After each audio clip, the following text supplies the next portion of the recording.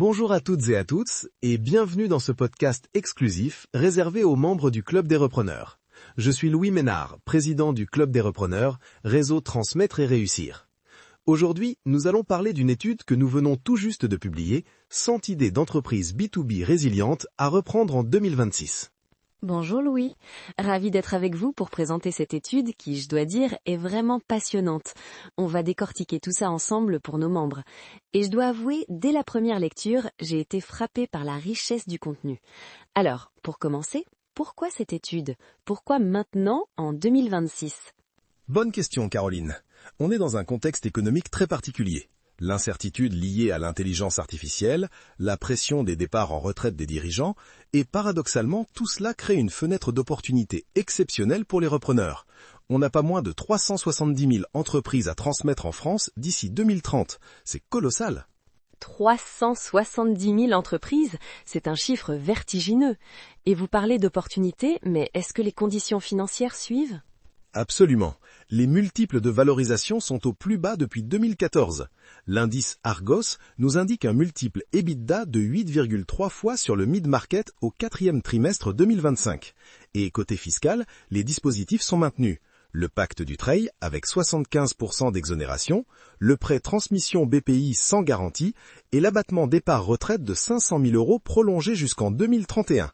Le législateur a clairement voulu favoriser la transmission. Et ce n'est pas tout, vous citez aussi un taux de survie des entreprises reprises qui est bien supérieur à celui des créations ex nihilo? Tout à fait. Une entreprise reprise a 70% de chances de survivre à 5 ans, contre seulement 50% pour une création. C'est une conviction profonde que je porte depuis des années. Reprendre, c'est une voie de création de valeur bien plus sécurisée. Et c'est précisément la raison d'être du Club des Repreneurs. Connecter les experts, accompagner les dirigeants et réussir les transmissions. Alors venons-en au cœur de l'étude. Vous avez identifié 100 idées d'entreprises B2B réparties en 10 grandes familles. Sans rentrer dans le détail des 100 idées, c'est réservé à la lecture complète du document, pouvez-vous nous présenter ces 10 domaines?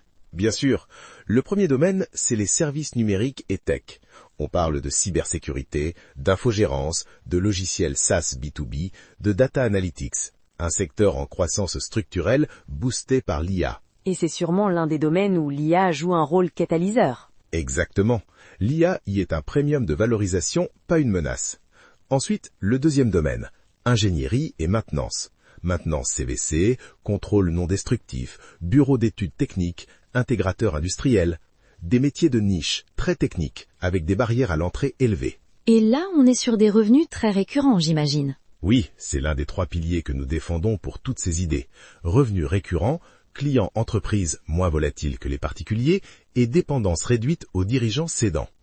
Le troisième domaine, c'est le support aux entreprises. Expertise comptable, audit, conformité RGPD, recouvrement de créances. Des missions que les entreprises ne peuvent tout simplement pas arrêter de financer. Puis vient le quatrième domaine, les RH et la formation, si je me souviens bien. Tout à fait. Recrutement spécialisé, travail temporaire de niche, centre de formation Calliope, notamment sur le digital et l'IA, portage salarial B2B. Des secteurs portés par les transformations du marché du travail. Le cinquième domaine, opérations et facilities. Nettoyage industriel, sécurité privée, gestion d'archives, facility management externalisé. Ce sont des services invisibles mais indispensables, dont les entreprises ne peuvent pas se passer. Et là, pas de risque de disruption par l'IA à court terme? C'est exactement ça. Le sixième domaine va dans le même sens, environnement et énergie. Gestion des déchets industriels, désamiantage, dépollution des sols, installateur photovoltaïque B2B, traitement de l'eau industrielle, porté par la réglementation et la transition écologique. Un secteur avec une obligation légale comme moteur de demande, c'est extrêmement rassurant pour un repreneur. On continue avec la construction et l'industrie? Septième domaine?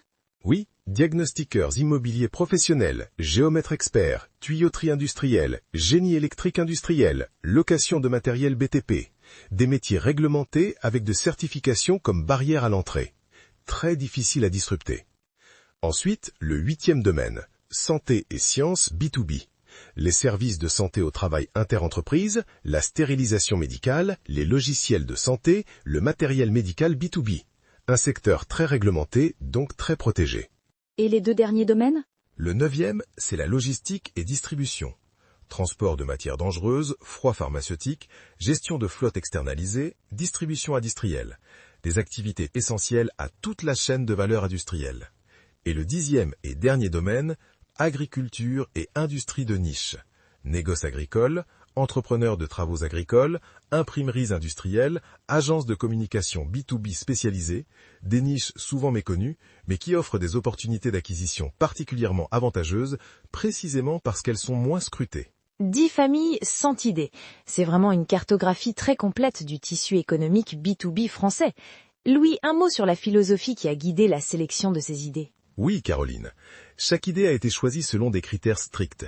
Résilience face à la crise, récurrence de revenus, présence de barrières réglementaires ou techniques à l'entrée, et enfin, positionnement face à l'IA, soit comme outil de renforcement, soit comme secteur peu exposé.